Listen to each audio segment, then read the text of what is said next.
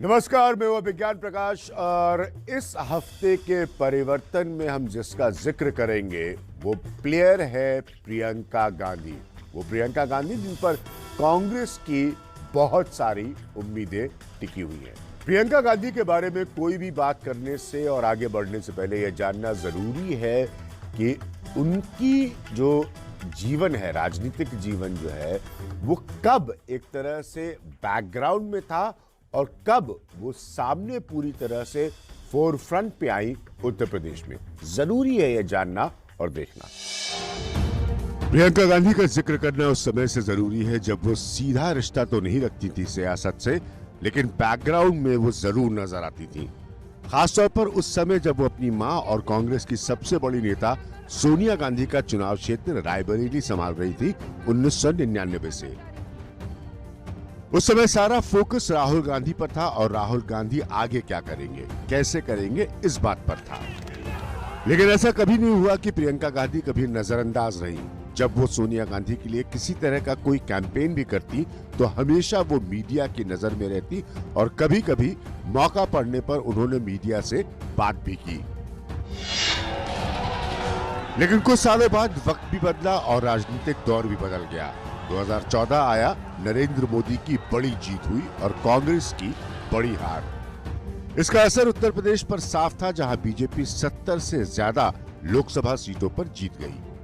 उत्तर प्रदेश में कांग्रेस का एक अच्छा दौर आया था 2009 लोकसभा चुनाव में, जहां कांग्रेस ने उम्मीद से कहीं ज्यादा अच्छा किया, मगर उस माहौल को वहां से आगे राज्य में वो नहीं ले जा पाई।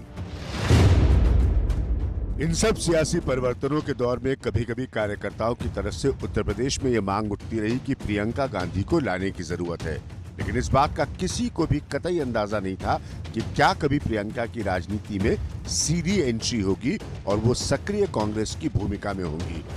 बहुत कम लोगों को अब ये मालूम होगा कि प्रियंका ने थोड़ा बहुत प्रचार 1989 में अपने पिता राजीव गांधी के लिए भी किया था और ये सिलसिला आगे बढ़ा मां सोनिया गांधी के साथ, और बाद में 2004 में अपने भाई राहुल गांधी के लिए, यानी कि गांधी परिवार के उत्तर प्रदेश के गढ़ अमेठी और रायबरेली में प्रियंका गांधी काफी लंबे समय से परिवार के लिए नजर आती रही।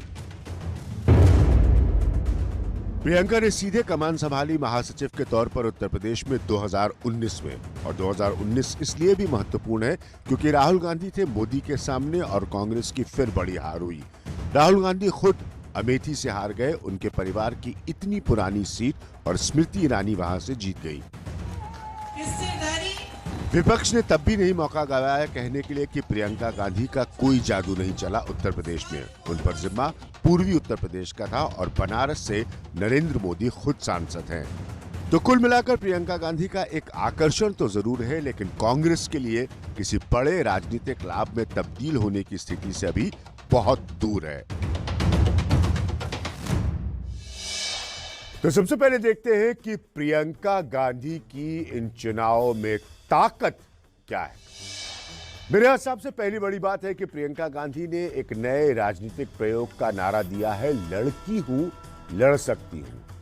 दूसरा पॉइंट मेरे हिसाब से जो इंपॉर्टेंट है वो ये है कि जमीन पर कोशिश कर रही है रूपरेखा बदलने की, शहरों में और ब्लॉक में नए कांग्रेस के प्रमुख बनाकर, जो सालों के बाद हुआ है कांग्रेस पार्टी में। तीसरा पॉइंट मेरा यह है कि विपक्ष के आरोपों के बावजूद कानून व्यवस्था पर होने वाली बड़ी घटनाओं पर उन्होंने अपनी मौजूदगी दर्ज कराई, क्योंकि विपक्ष उनको पॉलिटिकल टूरिस्ट कहने की कोशिश करता है। और चौथा पॉइंट ये कि कोरोना जैसी महामारी के दौरान उनकी पार्टी सक्रिय नजर आई और एक्टिव थी लोगों की मदद करने में। ये चार उनके ताकत के पॉइंट हैं। और मेरे साथ बात करने के लिए एक बहुत ही खास और मेरे हिसाब से सबसे बड़े कांग्रेस के नेताओं में, बरसों से मैं उनको एक तरह से एकल योद्धा बोलता हूं कांग्रेस का, इसलिए क्योंकि वो कमान संभाले हुए हैं कांग्रेस की सालों साल से। 1989 से कांग्रेस किसी पावर इक्वेशन में नहीं रही, लेकिन प्रमोद तिवारी जैसा बड़ा कद्दावर नेता हमेशा अपनी पार्टी के लिए सामने रहा है। प्रमोद जी, फंडामेंटली प्रॉब्लम क्या है, मूल समस्या क्या है, क्यों उत्तर प्रदेश कांग्रेस को रिस्पॉन्स नहीं देता, कांग्रेस को एक्सेप्ट नहीं करता? ये पहला उत्तर प्रदेश का चुनाव है 85 के बाद जो राम जन्मभूमि के मुद्दे से अलग उठ के हो रहा है। तो उससे जो बीजेपी का था, वो जो वोट हमारे तो गया था, वो लौटेगा कांग्रेस में। दूसरा, हमारे पास कोई ऐसा नेतृत्व तो नहीं था। आज प्रियंका गांधी का नेतृत्व, जो लड़की हूं लड़ सकती हूं से 50% आबादी को उन्होंने आकर्षित किया, नौजवानों को लाके 65% को आकर्षित किया, और एक उनमें जो झलक है इंदिरा गांधी की, वो कांग्रेस को तलाश थी और वो अब मिली है। वो 2019 में महासचिव बनी, जनरल सेक्रेटरी बनी, कोई रिस्पांस नहीं हुआ 2019 के चुनाव में भी, जबकि उनको पूर्वी उत्तर प्रदेश का जिम्मा सौंपा गया। तो ऐसा कोई बड़ा रिस्पांस नहीं हो पाया है। अज्ञान भाई, दो बात कहूंगा मैं। पार्लियामेंट चुनाव के एक महीने पहले प्रियंका जी को मौका दिया गया, इसको तो आप एग्री करेंगे। दूसरा, सही बात है। जो तीसरी बार मैं दोहरा रहा हूं कि अयोध्या के वर्डिक्ट के बाद पहला चुनाव है 22 का।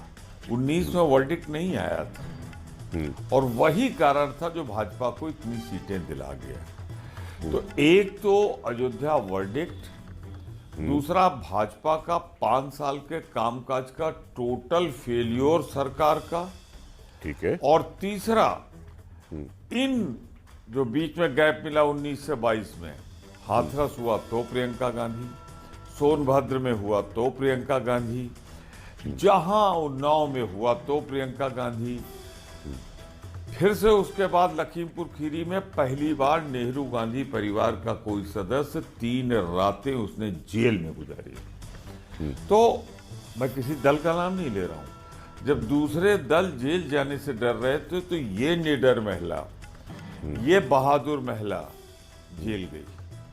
तो उसका सबका आउटकम जो होगा, आप देखिएगा आश्चर्यजनक रूप से।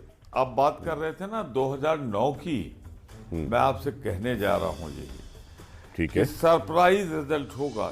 जरूरी है ये भी पॉइंट आउट करना, जैसे मैंने दिखाया कि प्रियंका गांधी की ताकत क्या है, तो ये भी बताना जरूरी है कि प्रियंका गांधी की कमजोरी क्या है इन चुनावों में, इस पर भी नजर आना बहुत जरूरी है। तो देखते हैं प्रियंका गांधी की कमजोरी क्या है। जनवरी 2019 में महासचिव बनी उत्तर प्रदेश के लिए, लेकिन कुछ खास नहीं हुआ, और 2019 में अमेठी सीट पर भी कांग्रेस हार गई। मेरा कहने का मतलब है कि अमेठी सीट पर भी कांग्रेस हारी, राहुल गांधी हार गए, स्मृति ईरानी जीत गई। विपक्ष ने आरोप लगाया कि राजनीतिक पर्यटक हैं, कभी कभी नजर आती है, पॉलिटिकल टूरिस्ट है।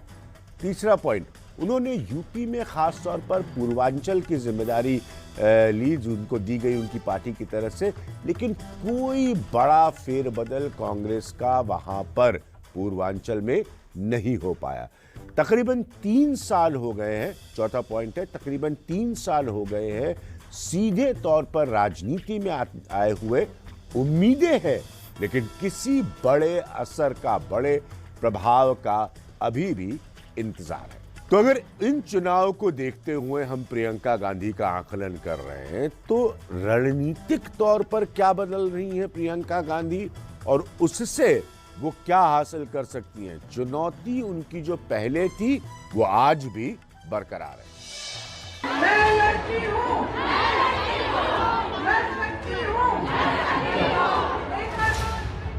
लड़की हूं, लड़ सकती हूं। प्रियंका गांधी का यह नारा एक नया राजनीतिक नारा और प्रयोग है, लेकिन क्या यह महज एक दिन की हेडलाइन थी प्रियंका गांधी के लिए, या ये कांग्रेस की सियासी तकदीर बदल सकती है कांग्रेस पार्टी के लिए उत्तर प्रदेश में 2022 के चुनाव में? मैंने किया है, कांग्रेस को मैंने मजबूत किया है, मैंने अपने संगठन को यहाँ पे मजबूत किया है। मुझे बताओ, यूपी में कौन सी ऐसी विपक्ष की पार्टी है जिसके 18,000 कार्यकर्ता जेल गए पिछले 1.5 साल में? कांग्रेस पार्टी के तो गए हैं ना, तो ये संगठन ही तो है। प्रियंका गांधी ने साथ साथ ये भी ऐलान किया कि 40% टिकट महिलाओं को मिलेगा, यानी कि महिलाओं को अपनी तरफ खींचने की पूरी कोशिश की। शायद उनका साथ मिल जाने से कांग्रेस का खोया हुआ नसीब, जो 1989 से बुरे हाल में है, वो जग जाए और कांग्रेस की तकदीर बदल जाए। आने वाले विधानसभा चुनाव में उत्तर प्रदेश में कांग्रेस पार्टी 40% टिकट महिलाओं को देगी। ये निर्णय उत्तर प्रदेश की हर एक महिला के लिए है जो बदलाव चाहती है, जो न्याय चाहती है, जो एकता चाहती है। लेकिन कांग्रेस बहुत लंबे समय से बिखरी हुई है उत्तर प्रदेश में, और कई बार ये बहस होती है कि कांग्रेस के पास कार्यकर्ता और उम्मीदवार दोनों की कमी है। और ऐसे में प्रियंका गांधी को कमान देना प्रियंका को विपक्ष के सामने निशाना बनाता है कि वो अभी तक किस तरह से असफल रही। ऐसा करके भविष्य का कोई प्रियंका फैक्टर हमेशा के लिए खत्म हो जाएगा। बहस के दौरान राजनीतिक पंडितों की राय ये भी रही कि बेहतर होता कि प्रियंका पूरे देश में प्रचार करती कांग्रेस का बड़ा चेहरा बनकर, और उनको उत्तर प्रदेश की कमान से दूर रखना चाहिए था। 2009 के लोकसभा चुनाव में आंशिक सफलता के अलावा 1989 से उत्तर प्रदेश में कांग्रेस की दिक्कत ये बनी हुई है कि कांग्रेस का कोई भी वापस रिवाइवल यानी कि बड़ी वापसी का फॉर्मूला उसे नहीं मिल पा रहा है, और यही समस्या इन चुनावों में प्रियंका गांधी के सामने भी है। हालांकि इस इतिहास के बावजूद भी प्रियंका गांधी 2019 के बाद से थोड़ा ज्यादा सक्रिय नजर आई, और खासतौर पर प्रियंका गांधी का निशाना था उत्तर प्रदेश की कानून व्यवस्था और महिलाओं के खिलाफ होने वाले अत्याचार। इसीलिए लखीमपुर से लेकर हाथरस तक की घटनाओं पर प्रियंका की आवाज प्रदेश सरकार के खिलाफ मुखर थी। हाथरस का हादसा हुआ जिसमें आप सब ने देखा कि सरकार ने अपराधियों पर आक्रमण नहीं किया, सरकार ने अपराधियों को नहीं रोका। तो बरसों से दशकों से कांग्रेस अपने हिस्से की कोशिश कर रही है, जिसकी एक कड़ी है प्रियंका गांधी का इन चुनावों में प्रयास। लेकिन राजनीतिक हकीकत यह है कि 1989 से जहां देश में कांग्रेस की सरकारें बन चुकी हैं और 10 साल तक रही हैं, लेकिन उत्तर प्रदेश में कांग्रेस अपनी जगह नहीं बना पाई, और ये अभी भी आज तक परेशानी का सबब बना हुआ है।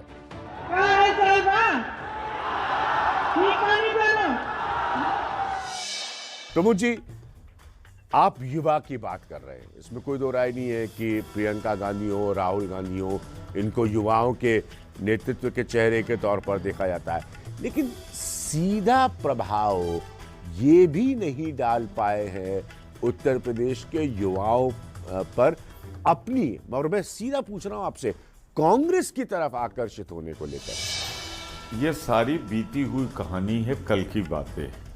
ठीक है, आज वर्तमान में प्रियंका गांधी ने पोलिंग बूथ पर एजेंट बना दिए हैं। पोलिंग बूथ पे संगठन बन गया, विकास खंड पे बन गया, जिले पे बन गया, प्रदेश पे बन गया, और उसमें मैक्सिमम भागीदारी हर वर्ग को है, समाज के हर तबके को है, और खास तौर से युवाओं को और महिलाओं को है। हमने टिकट बांटा, 40% महिलाओं को दिया टिकट। क्या कभी इसके पहले ये प्रयोग हुआ था? क्या युवाओं को लेकर ये प्रयोग हुआ था?